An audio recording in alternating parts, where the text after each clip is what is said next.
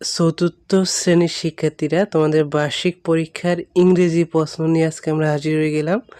তো দেখো, read the text and answer the questions 1, 2, 3 and 4। তো এখানে প্যাসেজ এসেছে তোমাদের পরীক্ষায়, এস এম সুলতান প্যাসেজ এসেছে, এটা বইতে আসছে, দেখবা তোমরা। তারপর 1 নং কোশ্চেন দেখো দিয়েছে, fill in the blanks with suitable words from the box. বক্সে কয়েকটা শব্দ দেওয়া আছে, এখান থেকে শূন্যস্থান পূরণ করতে হবে। তো আমরা দেখে নিই। তো এই 5টা পদ থেকে ভালো করে পড়ে নিবা। তারপর 2 নং হচ্ছে ট্রু ফলস, এখানেও 5টা দেওয়া আছে 5 নম্বর। তো পদ থেকে 5টা ভালো করে পড়বা, এগুলা প্যাসেজ থেকে বের করতে পারবা। ট্রু ফলসগুলা, শূন্যস্থানগুলা প্যাসেজে আছে সবগুলাই।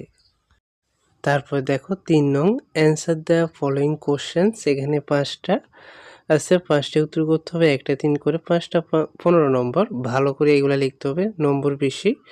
তারপরে 4 নং দেখো, write a short composition about the life of S M Sultan সম্বন্ধে লিখতে হবে। তো এখানে অ্যাটলিস্ট 5 সেন্টেন্স লিখতে হবে, 10 নম্বর। তারপরে দেখো 5 নং, কলাম এ কলাম বি, এখানে দেওয়া আছে, মিল করে লিখতে হবে কলাম এ এবং বি। তো প্রত্যেকে এটা পড়ে নিবা।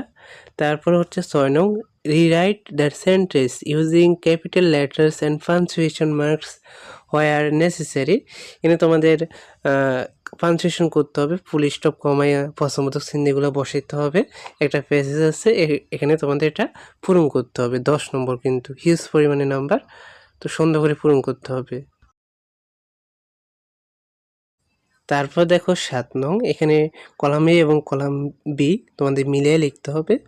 তারপরে 8 নং হচ্ছে দেখো, write the questions from the box to complete the sentence.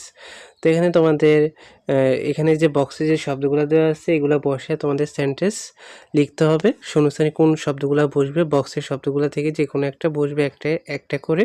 তো এগুলো তোমরা পূরণ করবা নিজেরাই। তারপর দেখো 9 নং, write the correct form of verbs in brackets. তো এখানে 10টা আছে, 10 নম্বর। এই 10টা পদ থেকে ভালো করে পড়বা, এখান থেকে তোমরা কাউন্ট পাবা, অনেকগুলো কাউন্ট পেয়ে যাবা।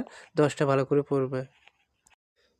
তারপর দেখো 10 নং দেওয়া আছে, ডেজ অফ দ্য উইক এবং subject of exam. First day হচ্ছে ইংলিশ, থার্ড ডে হচ্ছে বাংলা, এভাবে তোমাদের এগুলো লিখতে হবে।